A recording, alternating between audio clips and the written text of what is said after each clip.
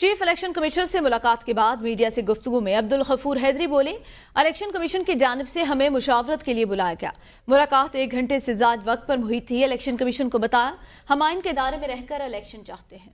ہم نے اس بات پر بھی زور دیا کہ کمیشن ایسے اقدامات کرے جس سے ملک میں صاف شفاف انتخابات منعقد ہوں۔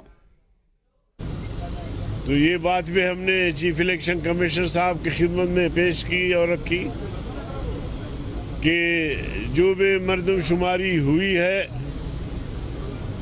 اس مردم شماری کو تسلیم کیا جائے۔